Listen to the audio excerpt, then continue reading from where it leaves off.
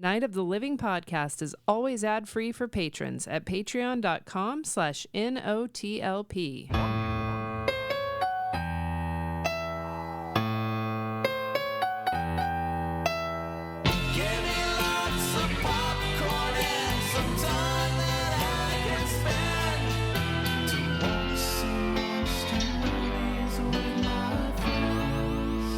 Welcome to Hispanic Heritage Month at Night of the Living podcast with guest curator Louis Fowler. Hello. I caught him right when he was about to take a drink because I'm a cruel bastard like that. I went to the movies today, so. Oh Did yeah. you bring your soda pop home? Well, it's about 6 or 7 hours flat. Mm-hmm. But I don't want to have to waste it, so I'm trying to bring it down. Because this movie theater Louis, prices. You're worth it. You're worth more than that. Please, value yourself more. You're a lot of fresh soda. You don't have to drink.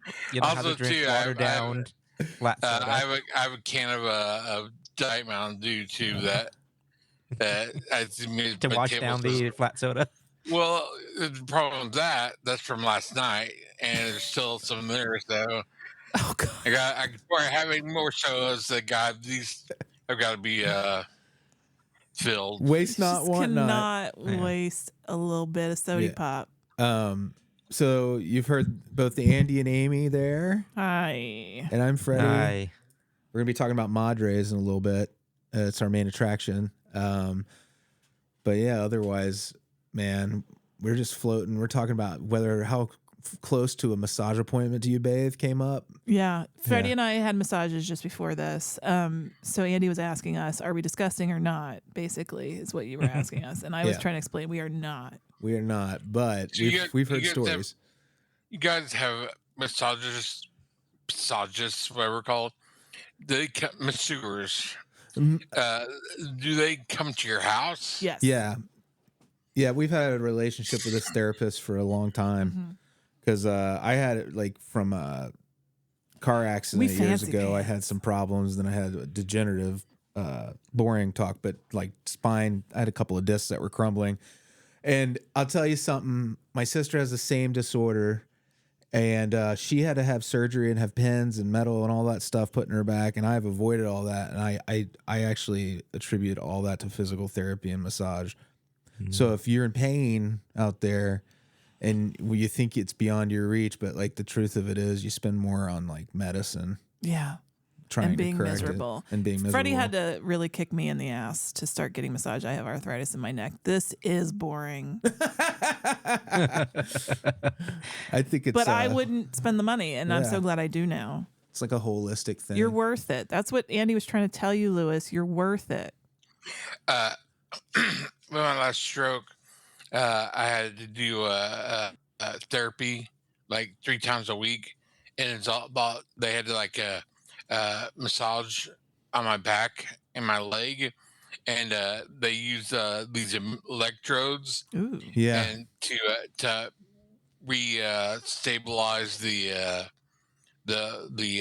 nerves, and it kind of helped, but not really. You know, Lay's kind of paralyzed still, but I mean, it really is. Even if it's not just that, so the massages are so. If you get a good massage artist, you know, teeth, it pays for itself. It's so good. Yeah, I bet it extends your life. And if you know me in real life, ask me, and I'll give you her name. She's amazing. She beats me up. Yeah. I wish I could get over my anxiety to get a massage. Yeah, Andy, I wish that for you too. You've tried. I got one time, and he was like, "Wow, you're really tense, huh?" I'm like, "Yeah, I am." And you're not going to be able to get through it. Yeah, I'm like, "Stop talking to me. Get it over with." Aw. It is funny though. I know that. Yeah, I just I know it's not like sexual or anything. Like massages are a medical thing and relaxation thing, but not always. I just have anxiety. What kind did you get? It was actually like a deep tissue sports massage. Oh, okay, so it wasn't like a non-medical entertainment massage. Yeah. Yeah. It was a lot of elbows. Yeah. Yeah. It hurt. Yeah. I think that was part of my anxiety. That's how you know you're it's hurting me, working. sir. That's mostly what we get as deep tissue, which I like is being it hurt. can be painful, but once you get over that hump of Come you on, get used to Andy. that stuff, it's You're really, worth it. No, too. it's also I was also too nervous to say anything when he was hurting me because you know we were supposed to say if it's too much pressure, let me know. You didn't But want to insult I him. just let him do. Yeah, I just let him do whatever. Andy, He's gonna punch through. we need to work on your self-esteem. It's like sometimes when you go to the barber and they said, "Is this a little too much?" I'm like, no, it's fine. I'm And like, then you get to your car and then cry. you cut too much hair. Oh my god. It's just like that. Yeah. Well, that's wonderful, Andy. I really want you to treat yourself better because you deserve it. But what are we gonna do?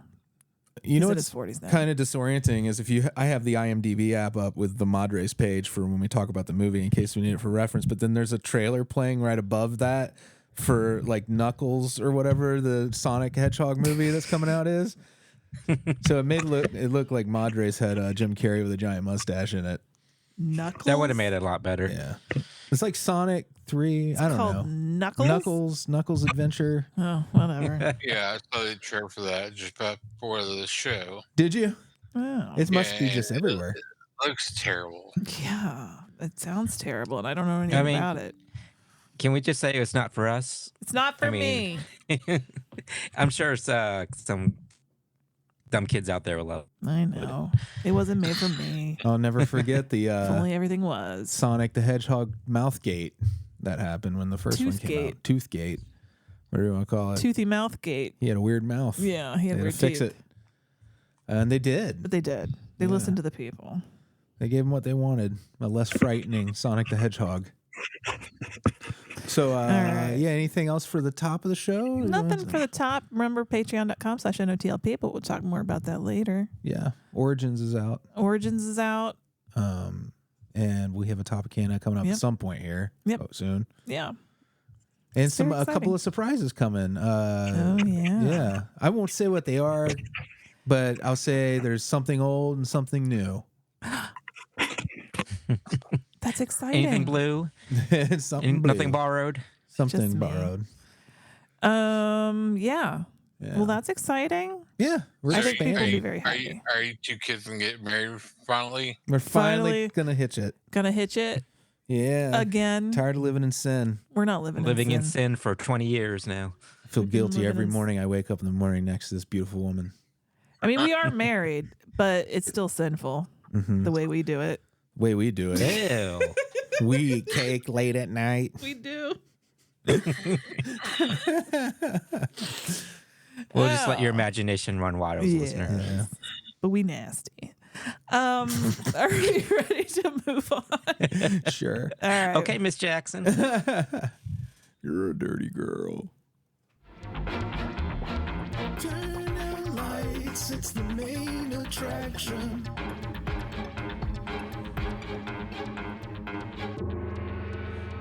This week's main attraction is from 2021. This was a Prime exclusive part of Blumhouse's anthology series they did that year. Welcome to Blumhouse. Yeah, welcome to Blumhouse.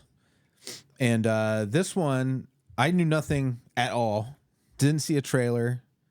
Barely saw the poster. And I gotta say, this took me off guard. How serious the subject matter was, considering the tone of 45 to 50% of the movie. I thought it was gonna be.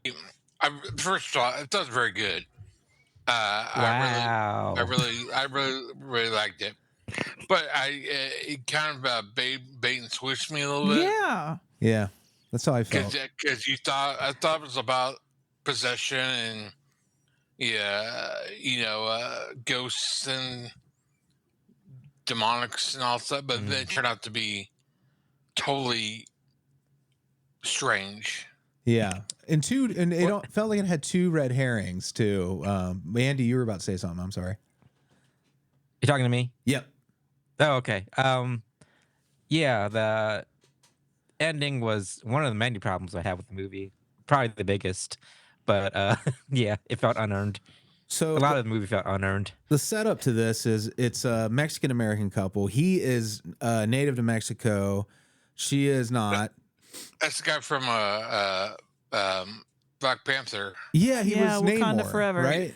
Yeah. Yes. So both of them very, very good performances, I think. I just want to note that. But sure, everybody did a great job with whatever. Yeah. Well, we'll get into what's wrong with it. But I think Andy and I are on the same page. But just a quick synopsis is they move from Mexico to California to this small town.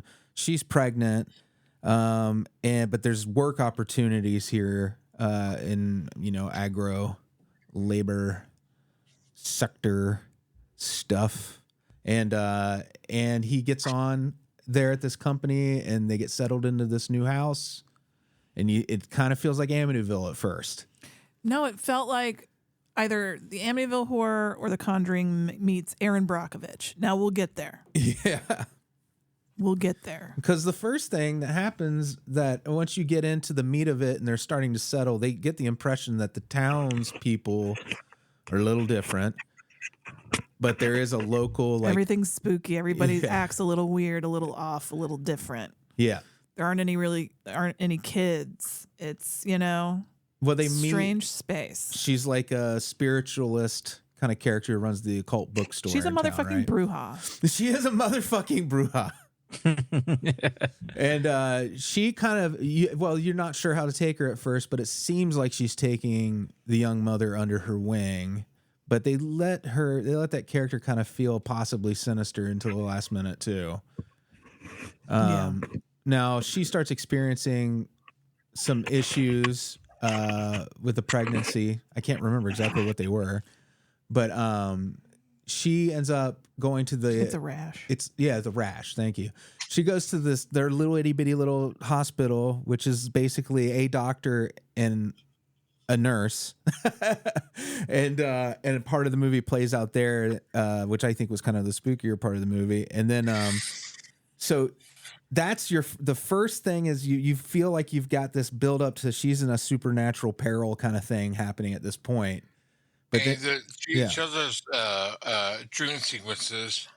Yeah, the dream sequences are just reinforce that where you're just like, this is definitely going to be like, what you think it is. Supernatural sort of doom coming her way, but she's writing a book too.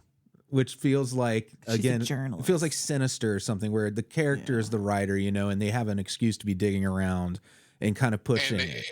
They find that box of stuff like the toys.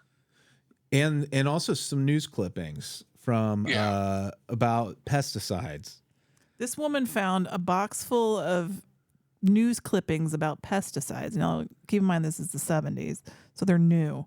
Yeah. And she finds this box of articles and she suddenly decides the pesticides are bad. Now, we know that that's true and she's right because we know that now. But the movie wanted me to believe that she became a pesticide expert overnight by reading a few articles. And you've already been set up found. That the town is they were making trying to make the town a character in a way because it's having its bicentennial, even though it's this like little itty bitty little town. Like, so you kind of already are in that Polanski mind frame, like Rosemary's Baby or something, where you're like, everyone in the town must be in on something, I thought they were going to steal her baby. That's what I thought too. I thought they were going to, they took her baby. They took her baby. Dad, some cheese fiestas. Well, then they start killing the babies.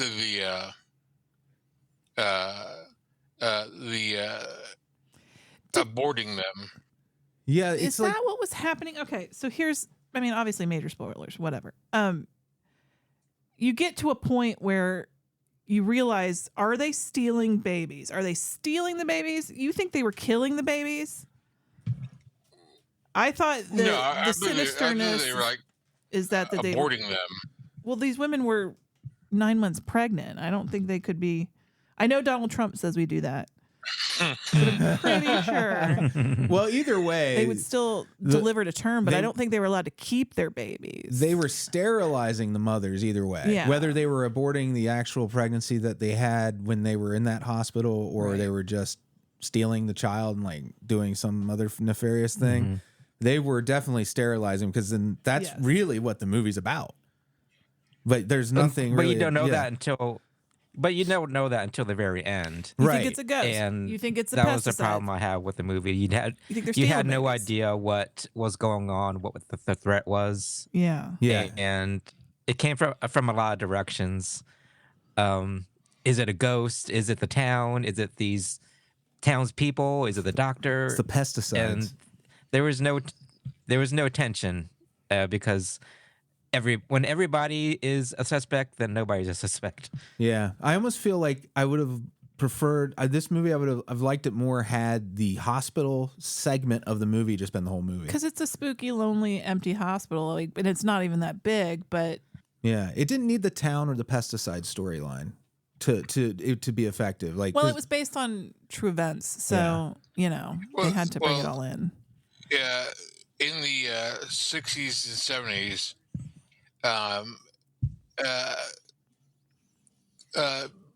Very minorities were in the Americans, especially, were sterilized along. So many of them were, to the white people took up had the health service, and for Mexicans they had that too. I'm pretty sure black people. Yeah, they did it with black people. Yeah. So I mean, a lot of that stuff wasn't really even noticed until like this 80s or 90s, right? And it's still, you said, in the epilogue that people have tried to bring that up, but it's the cases are still, they're not one. People still leave it. So basically, like, people tried to push back against this legally, and they're not getting anywhere. So, like, the only time these stories are being told is in movies and on podcasts and stuff like that. Pretty much, yeah. The bait and switch bothered me a little, but kind of when I understood what it was doing, and I thought it was pretty good to have that shown. I think that to make it a horror movie is a little ingenuous. Disingenuous? Right. Yeah, but I thought for what it accomplished, it was pretty good for the most part. Yeah. Like I said, I looked at Amy a couple of times, and I was like, the score I thought was really subtle and spooky. Yes, I wrote that down, that you were into the spooky subtle score. But yeah, again, it was like it did once that became the topic. Yeah, I couldn't feel like it lost the horror vibe completely. Yeah, then it just became sad. Yeah. Here's one of the scenes. This is one of my issues, and this is sort of the whole movie was like this. So there's a scene where Diana, she's our main character, pregnant lady, and she's on the phone talking to a friend. She's very isolated in this town. She doesn't speak Spanish. Even though she is Hispanic, she doesn't speak Spanish because it was not something that her parents taught her. Which is very that shocked about how her family was against them speaking Spanish. That they were punished for speaking it when they were kids. That's what my mom did. She wouldn't let us speak it because at the time, that was verboten. Yeah, right. That's such an awful trend that happened with. I knew kids like that too, Lewis, who weren't allowed to speak Spanish. So she's on the phone with her friend, talking about kind of how isolated she is, whatever. She's cutting up carrots, and the scene it builds up awesome tension because she just keeps going faster and faster chopping these carrots. And she's not looking And at she's it. not looking, and she's talking on the phone, and you're like, something is building, right? And then all of a sudden it just goes tight on her eyes, and her eyes go wide, and you think, well, what just happened? Oh, she saw something outside. I don't know. Maybe she saw something outside is what you learn happened. But they build up all this tension for nothing. Yeah. Nothing came of it. Nothing scared me. Yeah, I was expecting a finger chop Yeah. Yeah. or something. I think they were trying to make you feel that. Yeah. I did like that was probably the only time I felt any type of like tension or like what's gonna happen? Right. And I'm just tired of ghost stories where the ghosts are so cagey about what they want. Just tell me what you want, ghost. Just You can do all these fun, exciting things, Ghost, except fucking tell me what you want. just write it on the mirror or something. Was this a ghost? Or the thing she kept seeing in her dreams was this mouthless woman? It was the Teresa Wasn't woman. it the lady that? Yeah, it was the lady that lived there before, right? Yeah, the lady lived in the house before that died. Oh, She was okay. one of the women that had been sterilized. Right. So it was a ghost, is what I'm saying. Yeah, so it I was a think ghost. so. Yeah. Or she was just And also, cuckoo. there was one scene where Teresa, the ghost lady, appears to is it Diana? Mhm. Anyway, and then she lets out this scream, and it was the worst scream I've ever seen in a movie. Do you guys know what I'm talking about? Not really. What made it Anyway, so bad? it was just very bad acting. Like you said, one of you guys said that the acting was really good, and I'm sorry, it was the lead actress is just as bad as the lead actress from last week, in my opinion. She wasn't great. Okay. Well, She's just I thought the character honestly was not she had no intensity at all. right, Like, not very charismatic, but I thought the performance itself was believable. She didn't have good in my opinion.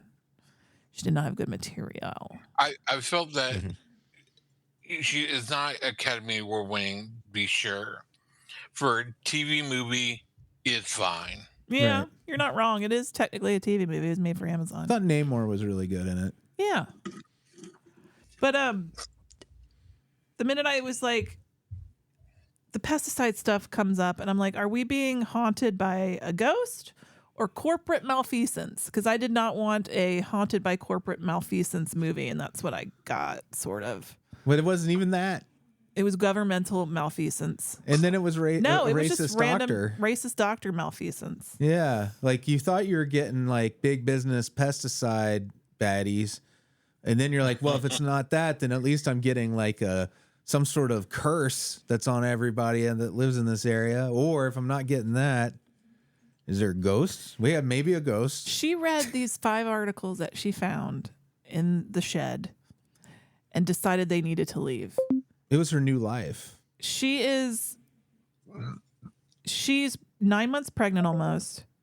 She is in the middle of nowhere in a home that they don't own. What are you going to do? Where are you going to go? Her husband's like, come on now. This is a good job. Yeah, You're pregnant.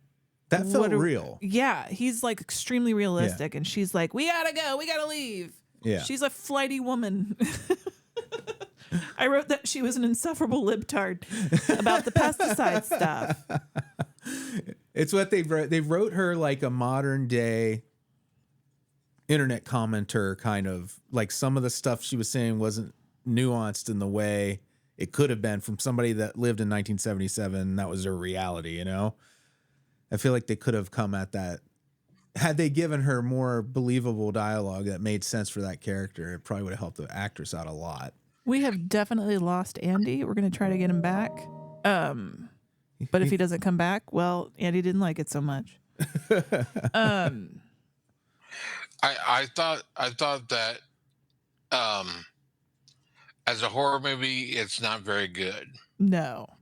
But as a kind of a ecological thriller, Yeah. it was all right. It was entertaining. You're not wrong, but it turned out it wasn't really about the ecologicalness of Yeah. the situation. Felt like 3 short films just smushed together. The more we get into pesticide stuff, for it to not even be close to that's starting to frustrate me. Like, but good scenes. There were good scenes. I thought the carrot cutting scene, until it didn't become anything, was good. The research scene, Freddy, you enjoyed the cut, like the split screens. Well, and the creative. I did to a point. Like the research montage you gotta have. You know the Brian De Palma moment in the movie where, like, it totally goes into his style of editing where there's multiple. He takes the screen and cuts it into like sections for her doing research. Like in De Palma movies, you use that stuff. Like you'd have like the killer in one square and then the victim in another, and it really played off each other. They just kind of did it to do it in this movie, where they're like, in one of them are spines of books, and another one books are open, and then in the third square we're going to be panning across a headline. So you have like this just kind of failed reference to De Palma style, and then it gets back to the regular whatever editing they were doing and shot setups they were doing. But that threw me a little bit. But at first I got excited when it started doing that, because I'm like, oh, the movie's picking up. Then the research sequences started. I was like, the movie is picking up. It did not. Then there's a great scene, the egg ritual. Yeah. I thought that was pretty interesting. I liked the kind of somewhat bloodiness of the egg that comes out of her. Are we gonna get spoiled on egg rituals soon? We're gonna be like another egg ritual. You know what? If it's Hispanic horror month, you're gonna have four yes weeks of those egg rituals. We need to have at least one every episode, an egg ritual. If there's not an egg ritual in the next movie, I'm gonna be pissed. Yeah, I'm gonna feel cheated. Yeah, I'm gonna be mad at you, Lewis. The egg budgets on these movies, man. It's the thing where you hold the egg over somebody and then you crack it open and then there's all the evil. Right. It's inside the egg. Yeah, it's what the eyeballs. That's a perfect time for a slurp sound. For your soda slurp. Eyeballs. They hung them from the tree like it was Christmas. The bags full of eyeballs hanging from the trees, which were supposed to be protective measures. But you should tell somebody that I'm going to hang some eyeballs from your trees. So Lewis was just telling us about his dad when he would fish. He would hang the fish guts from the tree because it was kind of like a superstitious thing. Yeah, it's a Native American thing, and it's also with Mexicans it's usually burying the guts or something. So it's kind of it's a supernatural thing, for the ward, like an offering. Yeah. Oh, okay. That makes sense. But do you think the eyeballs function in that same way in this movie? I think that's what her intent was. The bruja. Yeah. So, as you may have noticed, there was an edit a little bit ago. That's just because we were having technical difficulties. Major technical difficulties. We lost Andy earlier, then we lost Lewis. We got Andy back now. Can you hear us, Andy? Well, okay, we do not have Andy back now. That's all right. Lie. He said goodnight, and we were just going to wrap up before we lose anybody again. So next week, what's the film next week, Lewis? Are we? Is it Ascension? Ascension? That sounds right. Yep. Yeah. So, and we might switch to a different client to record that call. Mm-hmm. I'd say FaceTime is failing us. Failing. But at the end of every show, we read the names of our patrons. Amy's getting that. In the meantime, make sure you check out The Lost Ogle to read Lewis's writings on food and culture. It's really good stuff. Very funny. Thank you. All right. At the end of every show, we say hi to our Beelzebubs. Patreon.com/NOTLP if you want to become one. Hi, Matt. I'm in a bad mood because of this technical difficulties, and I really should learn to get over it. And I'm sorry, world. Branan and Emily. Jeffel. Iona Goodwin. Own a great one. Dr. Brian.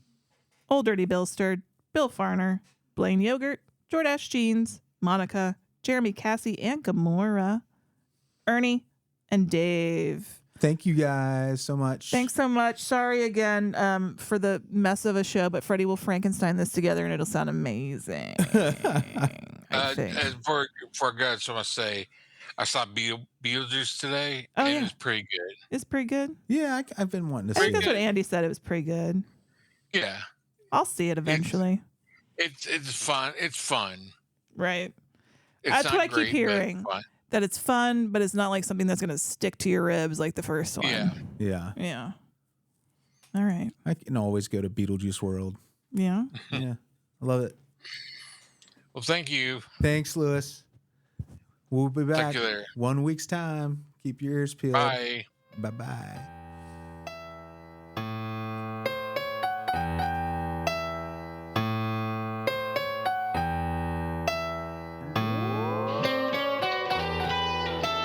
Frankenstein was wondering if he should go to bed when his old buddy Leatherface put on Dawn of the Dead. And Igor made the nachos in a severed human head, and they enjoy the movie with their friends.